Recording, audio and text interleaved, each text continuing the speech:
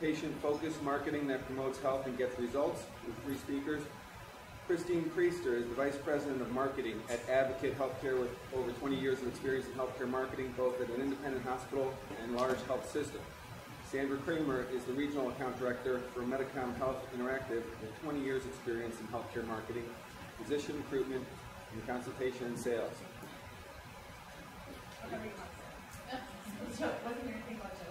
Jody's next.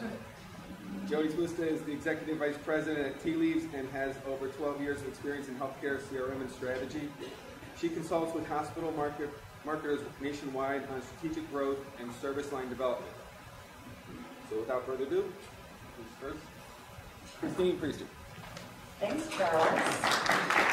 It's good to see you. Charles and I actually worked together when I was at Sherman Hospital in Elgin for quite a long time. So it's good to see you, and it's good to see Lisa Sword. Congratulations on your board nomination. So Lisa and I also worked together at Sherman Hospital. So lots of old faces that I'm seeing. And apparently Sandra and I are the oldest here with over 20 years of healthcare experience. So that's a little depressing. So with that, Jody's the baby. We'll move on. We are super excited to be presenting this topic to you today.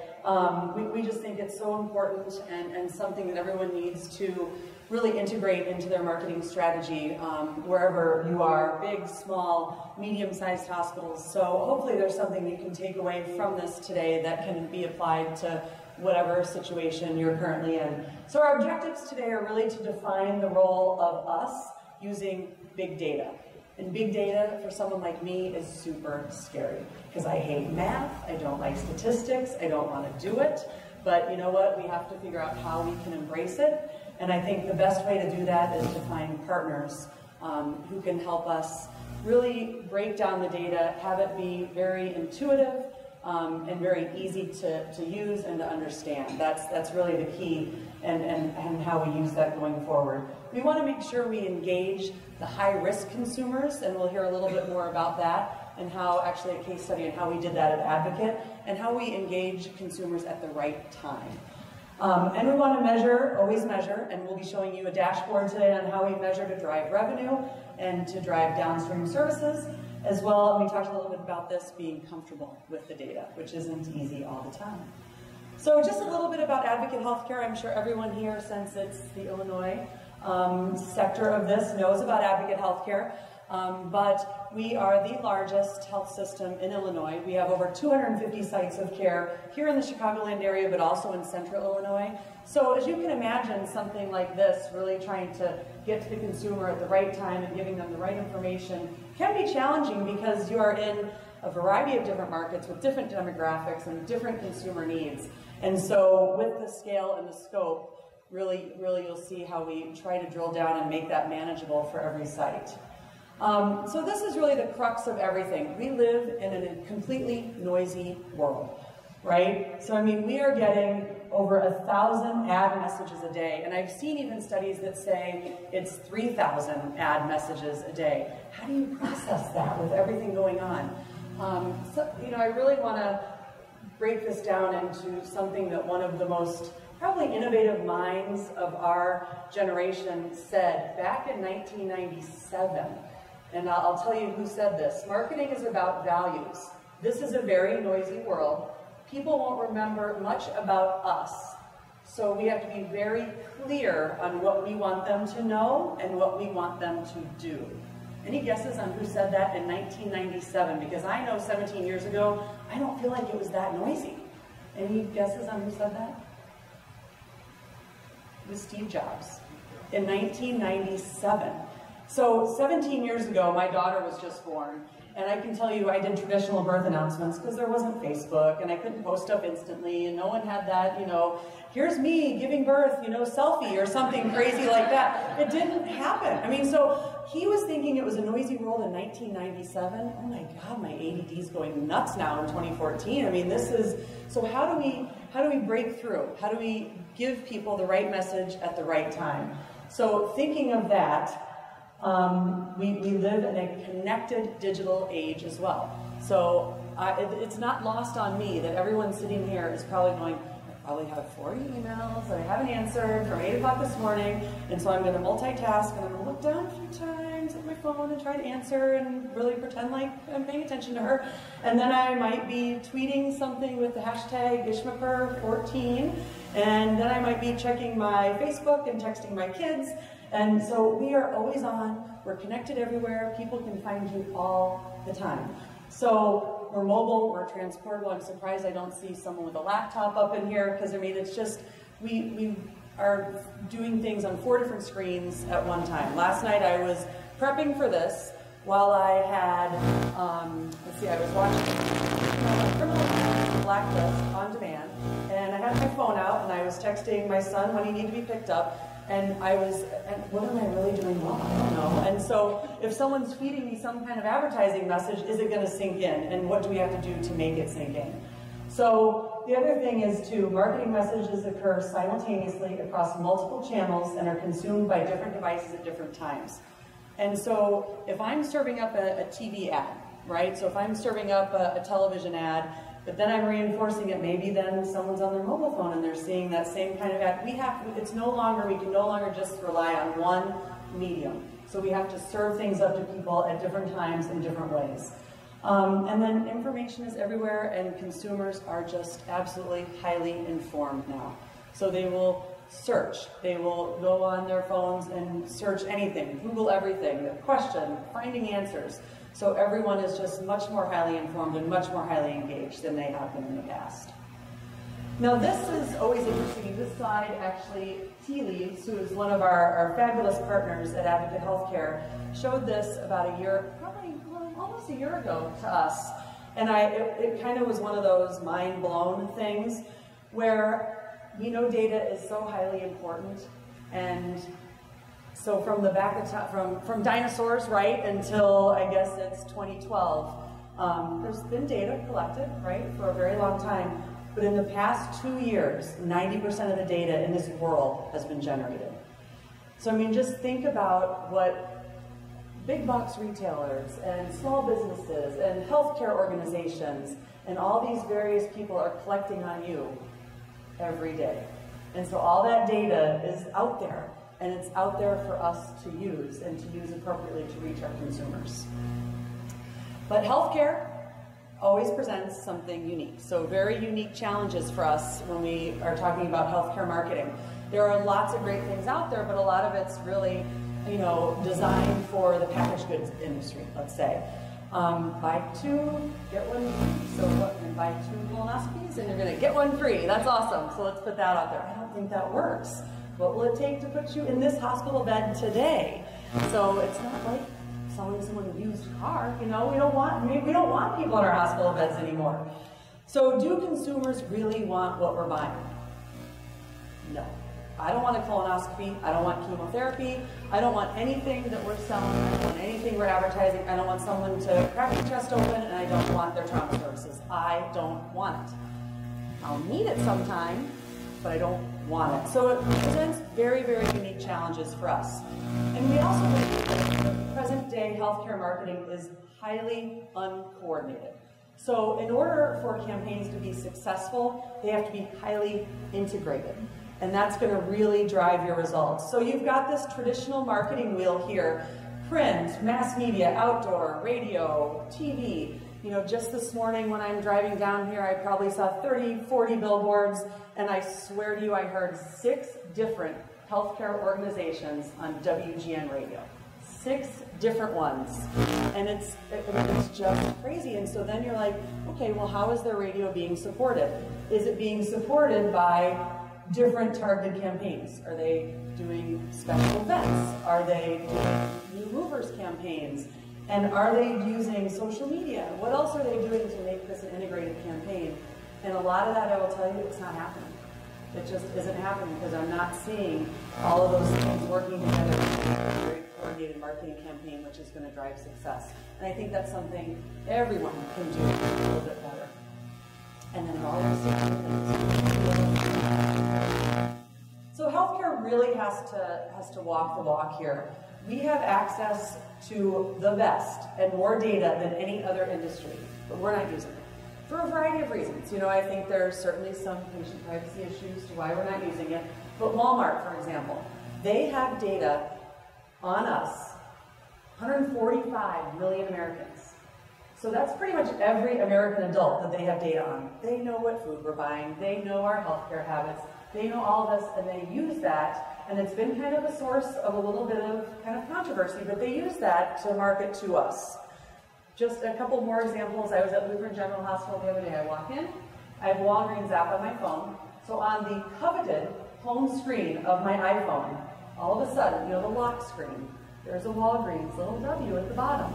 They know I'm there, and there's a Walgreens in the lobby. I walk into Target, I have the Cartwheel app. They know I'm there. There's a little Target little thing on the coveted home screen. So they are, big retail is watching us, they have data on us, but we need to figure out how to get our arms around it and how we deliver messages to these consumers in the right way, at the right time, how they want it. So no more can we just send, let's just send a direct mail out to 10,000 people, and that's great, let's see if someone answers. Well, you know what, I don't want direct mail, because I get direct mail, and here's what happens. I go to the mailbox, and before I walk into my house, I open up the garbage can, and it goes right in the garbage can. That's not what I want. I want a text message. You know what, I want a text message because when I'm commuting to and from work, that's when I'm going to make my appointment, or that's when so we need to deliver and serve messages to people when they want it and how they want it. We also need to be in healthcare, and I think this is important, be very open to new and innovative ideas and react quickly. I think healthcare marketing in general we're a little bit of a safe crowd, I would say, and I see some heads nodding, we're a little bit safe. We don't like to take a lot of risks, and I think we need to move quicker. Google, for example, I see Mayura back there, our digital director at Advocate, and she had mentioned that Google just has a team and all they do is innovation.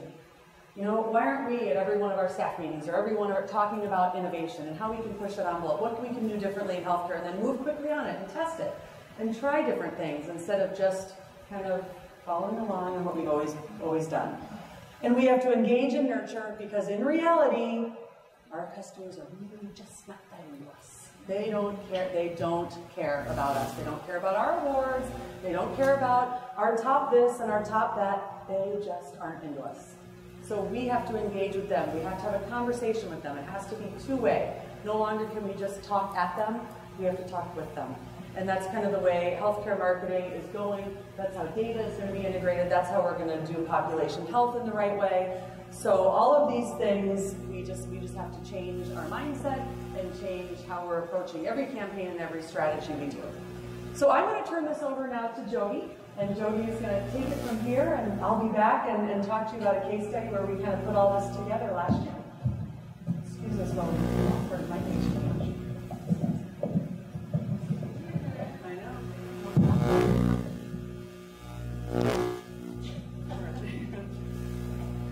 I'm not going to talk too long, so is this good? You guys can hear me? Okay.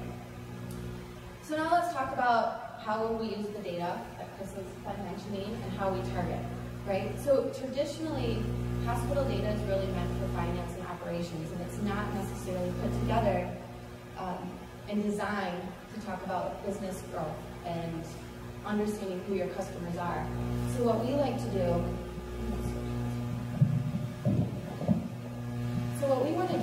is leverage all the rich data that we have access to in healthcare to really understand who our target market is and find those high-risk individuals. So what we'll do is bring in your encounter records, the other marketing assets that you guys have where you're collecting data, such as your call center, website registrations, people that attend an event or a class, right? Those are warm leads. Those are people that are showing some interest in you. We want to make sure that we're continuing to cultivate that relationship. And so we're going to use all the data assets available and then add to it. And that's where some data partners can come into play, right? So we can use hundreds of different predictive models to then append your data, as well as lots of different demographics. So you might be able to gain more information on your patient base and also your prospects to then go ahead and target high-risk individuals. So in this situation, we want to find Jim. How do we target Jim? We're going to do it through the different ways that we just talked about, right? We're going to mine all the data that we have access to start looking at encounters, pre-existing disease states, self-reported health conditions, right? Taking sleep medication, and then also, not really using the gym membership. The predictive models, knowing the risk score, how likely is someone to need a certain service. lifestyles, behaviors, and then also, like Chris said, direct mail is kind of a means to an end in a lot of ways, and so it's looking at the digital platform. Where is Jim participating online? Is he part of a diabetes chat group, right? Is he always posting or tweeting about something? We want to collect all that data, and at the end of the day, here's Jim. So now that we know Jim, what more can we learn about him? So let's get to know Jim better. This is really starting to understand who your target audience is and speaking to customers, how they want to be spoken to. So we know that he's a white male, age 40. He's got a wife, 2 kids. He's a positive payer, so yay, let's bring him in the door. Lifestyles, he might exercise a little bit, but he works behind a desk, eats out a lot, and you know what, he's a known smoker. So now, gathering all this additional information on him, how do we want to talk to him? Not everyone wants to be communicated to in the same way, as Chris was talking about, right? It just depends. That's additional information and data that we want to collect on people so that we can continue to communicate on their terms. We know exactly how Jim and his family prefer to receive information, and we want to use that, whether it be email, SMS, direct mail, texting. And once we can understand what Jim and his household is like, then we can try and start to get that whole household to be loyal, right? Understanding that him and his wife probably both have commercial insurance, so we're going to start talking to his wife, Tracy, about maybe a mammogram, maybe that's appropriate for where she's at in her lifestyle stage. Jim, ortho, bariatrics, cardiology, whatever may be important. Their 2 kids, we can start talking to Tracy and Jim about their children as well. So it's about targeting, and it's about cultivating that relationship to get them to become loyal to you. So this may seem like a lot of work, and right, our budgets are cut and our staff is dwindling, and I don't have 2 FTEs to commit to this. So how do we use technology and data to really leverage the bandwidth of your marketing department? And you do this through marketing automation. And Chris is going to give some case studies and show some results on how Advocate's doing that. Because honestly, it's hard to find the time to put it all together. So let the data and the technology start doing the work for you. So if you notice my little Pinnacle graph, because that's everyone's favorite Price is Right game, and we all know how it works. So if you kind of think of a database, right, and all this information that we can collect, and actually it's ironic, I was talking to Sandra last night about data, and she's a little freaked out now about what tea leaves might know about her, so run her a little report. But if you think about all the data that's collected out there on the top of the Pinnacle system, and it filters down, and it's hitting off all the different trigger points, not quite sure where it's going to go. Jim's going to land in one of the buckets at the bottom. So is his wife, and so are his children. That's the message that he's going to get. That's the message the household's going to get. And it's going to be in the format that they've requested. So again, all those different little pegs inside Pinnacle, that's your database doing the work for you. You can set up the business rules, and the output will be automatic. So now that we've found our target audience, where are we going to drive them to start engaging in that 2-way conversation that Chris was talking about and some data exchange?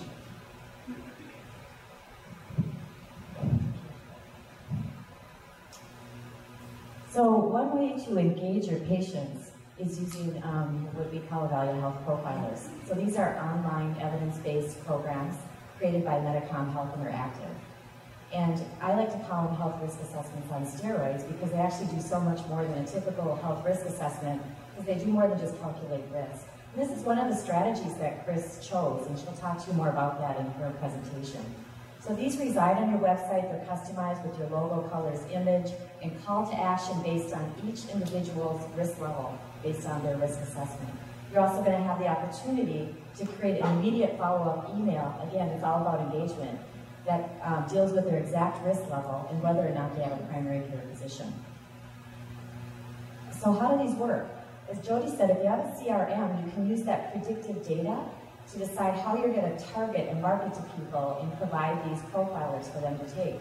You can also use EMR data or even patient financial data. So if you have access to all of that, it's just a great way to really reach your target audience. If you don't have that data though, you can also just use traditional marketing methods or combine all of them to get the result that you want. So there's nothing new under the sun here. These are just showing ways that people use health risk assessments and how they market them. Ultimately, you want to do a very integrated marketing campaign that would use slices of each of these, but we have some hospitals that are just using social media. They're just using a Facebook campaign and they're getting great results. Just Rolling these out as internal promotion, you're not only going to get the results of each of your employees, which is a big part of your patient base for a lot of you, but you're also going to get word of mouth advertising. So never underestimate the power of an internal rollout. Newsletters, always put the link to your assessments in newsletters. Health screenings, powerful tools to bring out there when you're doing health screenings, when you're doing community events. Again, engagement. Bring those clinical people out there. Have them face-to-face with health risk assessments. Pay-per-click works, and then mass media. So again, all of these things would ultimately create the best campaign. But I want you to think about the power of a marketing message where you're reaching out to people and helping them learn their risk versus talking about how good your hospital is or how many physicians you have or your latest technology. Again, these are just powerful ways to engage your patients. So this just shows, based on the risk results, what you're going to see from a health risk assessment, or at least ours. You're going to get buckets of low-risk patients, and you're going to decide how are we going to engage those low-risk patients. You're probably going to refer to wellness centers. You're going to keep them on your email list. You might add to your online database. You're going to get a bucket of moderate risk folks. These are people you're going to want to stay engaged with because you don't want them to become high risk. You want to keep people out of the hospital. So how are you going to engage them? You're probably going to direct them to like a primary care physician so that they get monitored just to make sure they don't go up a level. And then your high risk folks, those are the ones you want to pay attention to. These are people you're probably going to refer to a specialist for immediate care. So this is a win-win-win. It's a win for your providers, your patients, and your population. So your patients are going to receive this really easy-to-use interactive experience. Hopefully that's going to compel them to have this meaningful conversation with their providers. And then because you're identifying high risk or even unidentified people who may be at risk, you're helping the population, the health of your population, and ultimately improving quality and reducing costs. So if you don't have a CRM, these profilers will actually give you some data. You're going to get usage statistics, demographic data, payer mix and ROI by specialty. You're going to get contact information, and then you're going to get all the risk results and all the data that they inputted into the risk assessment. But if you have a CRM and you can integrate this data into one, you're going to find that you just have a more powerful way to reach out and promote that health message and get people into your system.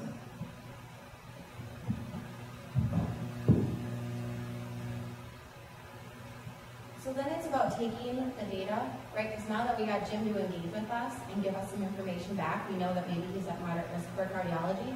We want to incorporate all that back into your CRM system. So, right, the data is kind of a continuous circle, and that we're always going to be working with it and trying to cultivate those relationships to engage with those high-risk consumers. So when the results are fed back into your CRM system, then what are we going to do? Or how are we going to communicate to them based on their risk level? If they don't respond within a certain amount of time, how long are we going to let them go before we communicate with them again? Are we going to alter our message a little bit because maybe the first one didn't resonate? It's a great way also to kind of start doing some A/B testing. Is this headline working? Is this message working? Prospects, right? We have to communicate with them 5 to 7 times to get them to come in. To get them to change their behavior, they need 5 to 7 communications from you.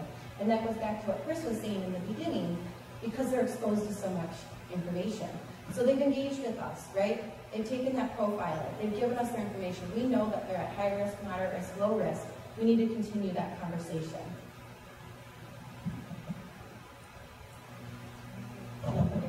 Awesome.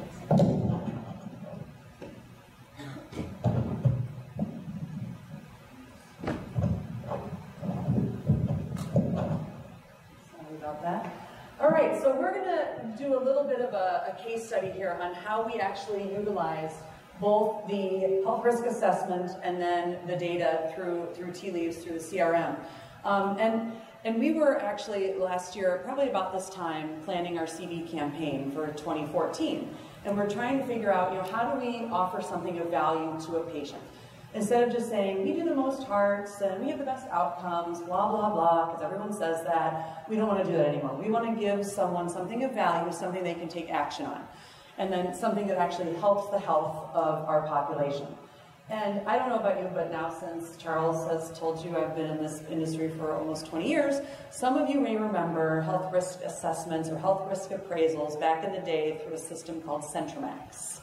So I don't know, it was kind of a physician referral database and whatever. So these health risk appraisals were on paper at the time, and you'd take them on paper, and then they were graded, and someone would enter them into the system, and it was probably some horrible DOS thing with blinking. It was that long ago. And that's kind of, and so when I first heard health risk assessment or health risk appraisal, I'm like, really? That's like throwback. We're going back to like the 90s. But the difference here is, you know, like if you're connected with social media, you see people taking all these quizzes all the time, like what celebrity am I? What, you know, whatever. And people like to take these things as long as they're quick and they're easy and they're meaningful. So when we first kind of got together, we're like, okay, well, this has to be fast. It can't be complicated. People cannot have to, and they shouldn't have to know their entire medical history to be able to fill this out. Like I would be frustrated. I would just go, that's it. So just kind of, these are simple, they're quick, they're easy, they're able to be shared on social media, so you can, not that, you know, you're so high risk, but it's, I just took this. You know, so there's that nice link in where it's shareable, and so that's kind of how we were like, okay, that's great. This is something we can offer to people. Now, how do we integrate it within the CV campaign? So every year we typically, you know, promote CV, and the reason we promote CV is obviously it's a service line that we excel in. It's a very profitable service line. It's a halo service line, so it's no different than what you're used to probably within your own healthcare provider group, whatever you're in. But we had to provide something that was differentiating. And so this was the patient offer with breakthrough creative and with our tone and with our voice. So here was our creative concept. It's Advocate understands that small moments can inspire big actions.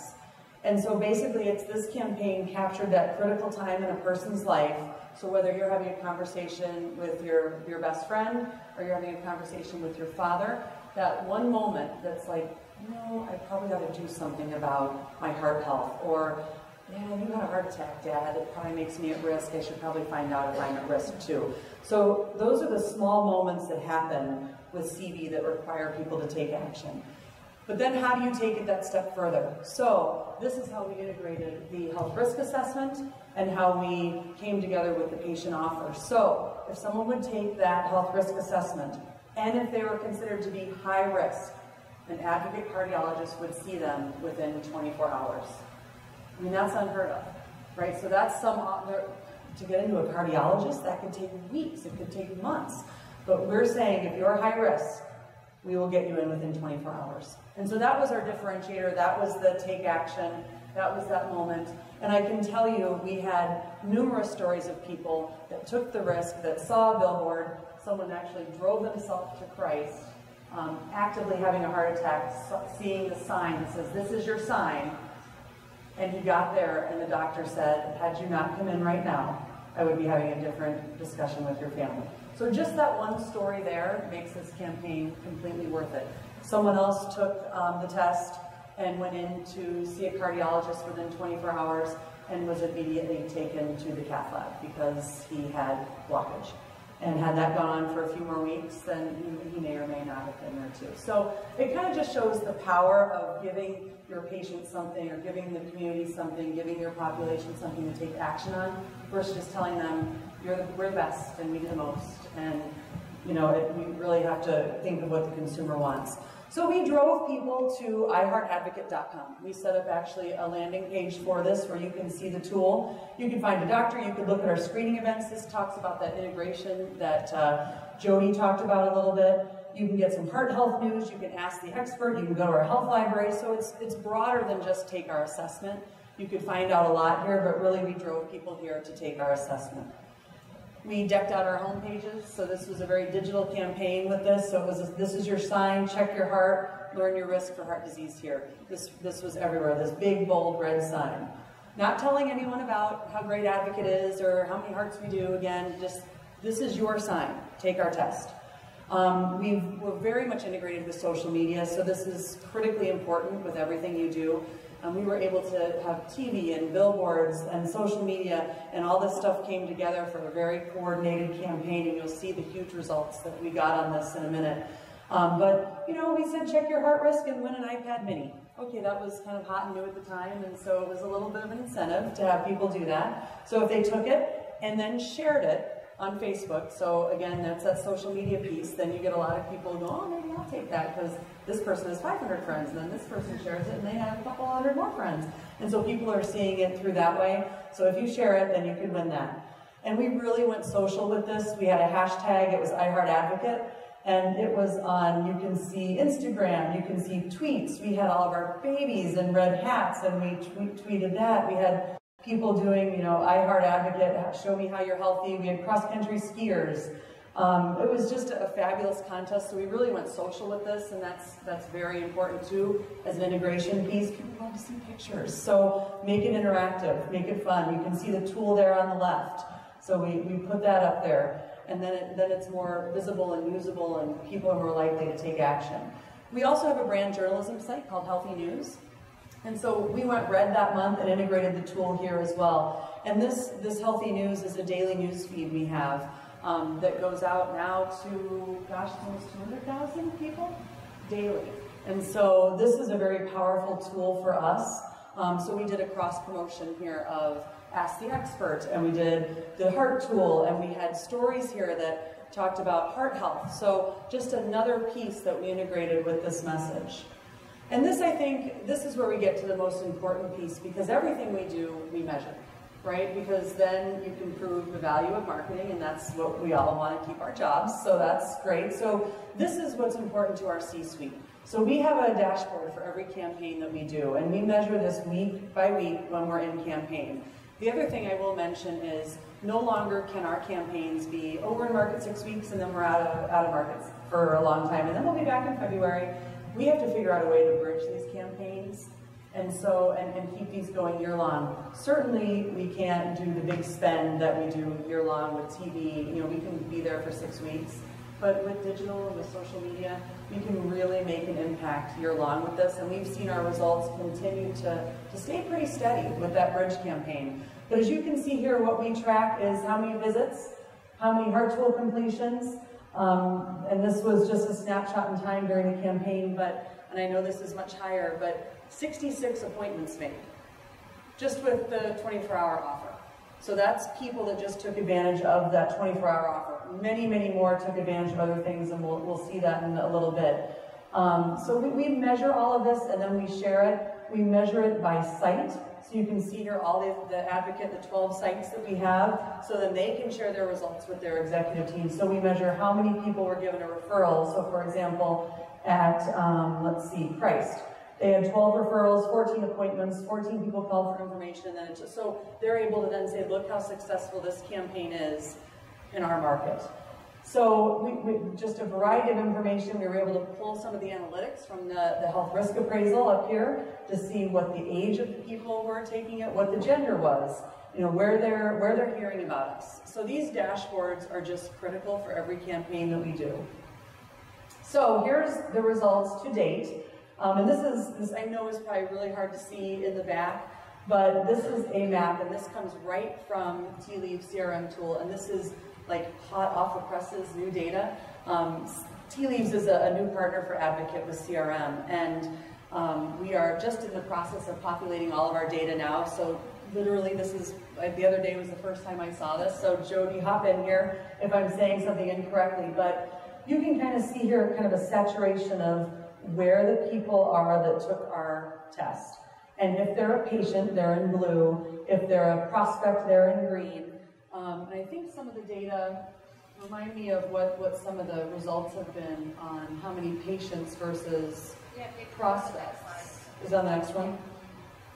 Oh, there you go. So we had the biggest thing is, out of everyone who took our heart tool, 38% of them had some kind of encounter with us. So that means they came in to a doctor for a doctor's appointment. They came into the emergency room.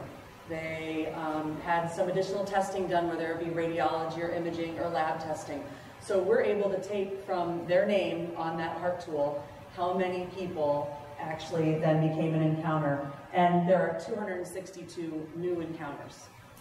And I know those numbers, they may not seem big, but they really are. I mean, those are big numbers, and those are new people coming in that we can then talk to. And as you can see down here too, I like this chart because it does show we were in market right here, so February, March, but you can see kind of the sustained growth that we have with our bridge campaign through all the way through, I think this is August of 2014. So some of the results based on the encounters you can also see here. Here's the services utilized, cardiovascular, physician visits, imaging, and radiology, like I said. And most of the people were driven to our clinics. And I know it says clinics, but basically that's outpatient. So that's out here, and that's where we want people to go. Again, we aren't having people in our hospital beds. You can see there's very limited interaction with the hospital beds. This is with our physicians, maybe an outpatient center to get the imaging done, maybe to get a stress test. Whatever it is, those interactions happened on the outpatient side, which is great. And then you can see a lot of managed care, a lot of Blue Cross, so very, very profitable payers that took this test. So that's just great news too. So anything you would add there that I missed as far as our data and our results? I think that what you're saying about the prospects is really important, right? Because we had this offering out there, you know, and it wasn't like there was a bunch of additional spend to go and target those prospects. It was a good offering that we're then able to collect that data and start engaging with them. And like I was talking about earlier, cultivating that relationship. So while it may seem like a small number compared to the 6,000 households, it's really, really important that we continue to move forward with them. And now we have the data on those 262 folks that we didn't have before. So we know if they're high risk, if they're smoking, if they're a little overweight, if they're not exercising, and then we can push out targeted emails, direct mails, however they want to be communicated to, right directly to them. So it's just powerful, it's very powerful, and we're still in the infancy of this tool, and I can tell you I'm excited as to what it could bring to us and what it can bring to our patients, because I think that's the way we have to do healthcare marketing in the future. So a few key takeaways: get comfortable with data. I know it's not easy. I don't like data either, but find a partner who can break it down for you, make it easy, make it intuitive, make you want to be comfortable with it and like it to a point. I mean, you don't want to become a data geek or anything, but you know, you want to just get comfortable with it. Know your consumer. Know what they want, know how they want to be spoken to. No more guessing, no more shoving information at them that we think they want. Really get to know what they want and how they want to be talked to. Be active with your content. So this is on social media. If you have brand journalism site, or if you have a variety, we can no longer just say, well, here's our new piece of equipment. No one cares about your equipment. They're not going to come to you for your equipment. But if you have patient stories, if you can integrate that equipment into some kind of, you know, something that's helpful to a patient, then, oh yeah, if you need this, then we have. So the primary message is about health and prevention and well-being of the patient, and then maybe, you know, 3 or 4 paragraphs down, we're talking about the equipment. That's what we need to do, and be active with that content. Break through the healthcare clutter. This is something we talk about a lot because we're all guilty of it in healthcare. It's funny, you've got the picture of a happy family or a happy patient or a doctor with a stethoscope around his neck on one side, and then we have copy on the other side. Well, we all look the same. We could take one logo off and put another logo on. So we have to really try to break through that clutter, take a little bit of a risk, get a little edgy sometimes, do something different, have something with stopping power and break through that clutter. Give something that give people something that they want to use, that they need to use, that's valuable to them. The colonoscopy is not valuable to them. You know, I mean, when you have to have that, you have to have that, right? But you know, a health risk assessment. Okay, anyone can take that. Everyone wants to take those little quizzes. That may work, but make sure it's social and it's easy to take. And then measure your results. Measure. It's so important. You can't just put stuff out there anymore without measuring and proving value. You know, the health risk assessment and our team integration, gosh, with that, the one patient, you know, that says, I did this and I came in, it pays for it and it's worth it in the long run. So, actually, Sandra found this last quote, and I'll end on this, and I feel guilty because I should have known this because it's from our CEO, but apparently it's new information, and it was from ISHMPR, which was a couple of weeks ago, and I think it's very telling. I believe he was on a panel, and it says, knowing your customer might just be the secret sauce. As long as we know our customers, we can devise a strategy. And going forward, that's what I believe everyone needs to do. And having great partners, teammates, and Avalia certainly is very helpful to us as well. So thank you, and have a great rest of the day.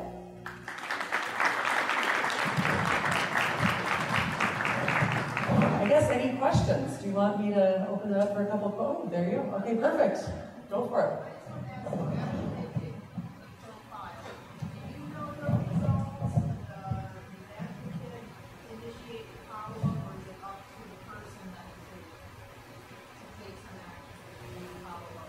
So it's a couple of things. It's up to the person. So if they get their results back and it said you're at high risk, then it's up to them to take that action, to make that phone call, to make that appointment. However, we do have that data, and we talked about that last year. We just weren't there yet. We do have the ability to make outbound calls. So if they say we want to take all the high risk folks and say, hey, we saw you took this, you're at high risk, can we help you get into a physician? Can we help you get into a class of some kind? We do have that data, and we can do outbound calling on that.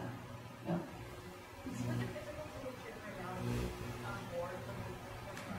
That's a super question. Yeah, so we actually, about this time last year, we leveraged Advocate Medical Group, which is our employed physicians, and we have 150 cardiologists in Advocate Medical Group. And so we went and presented this tool to them in the 24-hour, and I could not believe their reaction. They loved it.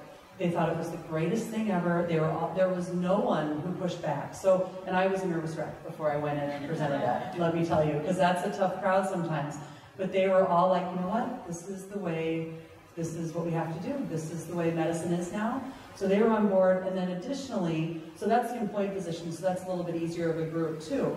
But we also have Advocate Physician Partners, which is our non-employed group of physicians, and our independent physicians. So we did offer it to them as well, and probably, I would say maybe 30 to 40 decided to take advantage of it, and I know there's going to be a lot more to take advantage of it this year because they did see quite a few new patients, the ones who took advantage of it. So we did open it up to everyone. Yeah. Yes?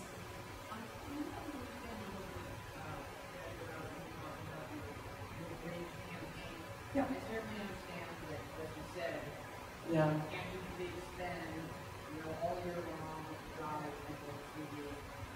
Is it more than the bridge campaign that after the big spend, maybe on the lower risk people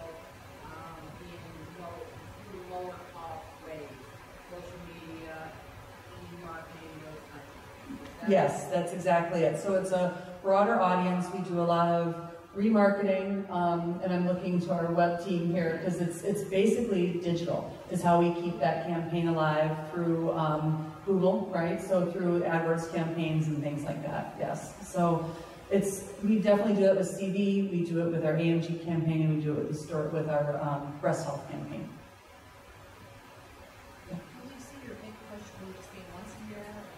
We do. We have our big push just once a year during pretty much mid-January through mid-March is when we do CV, and so we have 3 big campaigns, and that's when we're in market with the TV and the billboards and that integrated approach. We do see the huge lift then, but we're definitely seeing with these bridge campaigns digitally really sustained results. And this is the first time we've kind of tested that out because traditionally you're in, then you're out, and it goes and we just can't do that anymore. Yes. Small critical access hospital. Can you explain to me how you helped you set up the collection of that data? Is that a program or is that? I'm going to turn to Jody on that one. Yes.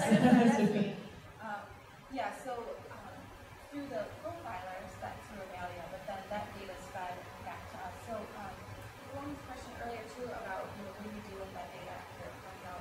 So there's different profilers that you can take out there. Medicom is one of the only ones that has a very robust data output. So sometimes on websites you can see content or different things like that where people can take quizzes, but then the data doesn't go anywhere. And to Chris's point, how do we then use that data? And to get to Peggy's question, that data will allow us to do those bridge campaigns.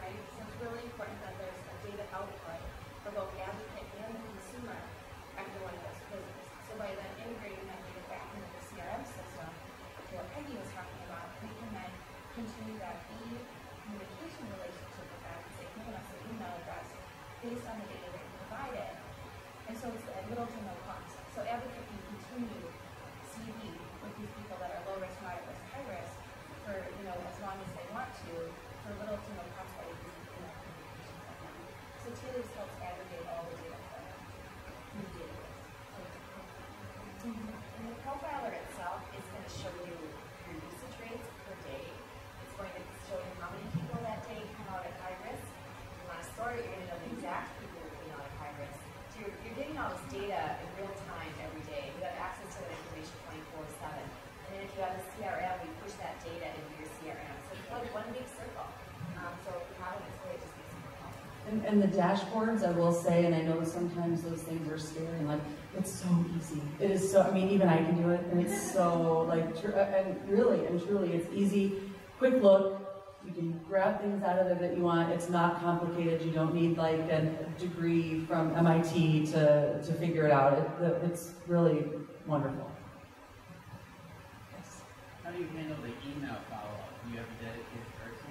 Do you have all the different messages? Do you have different designs, risk levels? Well, that is something actually that we're just getting ready to launch. So we haven't quite done that yet, and we will be doing that, and they'll be templated. Yeah. That have this kind of exact setup. So one thing too, Chris was talking to us about this, is to make sure that your partners that you guys have as a marketing firm, that they work together, that they're friends, so you don't have kind of different things going on. Like Sandra and I would never talk, and Medicom would never talk to Jody, because that does advocate no will. So your vendors should really all be working together to assist. And in that, so when data comes to us, then we can set it up so that we can go Pinnacle again, right? So where that data falls out, that's the message that's going to happen. And we can make that all automated. So Tea Leaves can push out that email. It's going to come from Healthy News, yeah. I'm mixing it up for Right. years. So it's going to come from Healthy News at Advocate, so the message looks like it just goes from them. But again, let the technology extend the bandwidth and, of your marketing. So the answer is no, we will not have dedicated people. We won't have anyone hired. It'll all be automatic. Yeah. The other thing too, in the tool, the immediate follow-up email is built in. You can customize it. The minute they hit submit, they're going to get an email from you that says, wow, you're at high risk, and you realize you're not in a position you want to see, or whatever message you want is going to go in there. So the first one's built in. Yep. Then if you have a CRM or whatever, you can build it over. All the data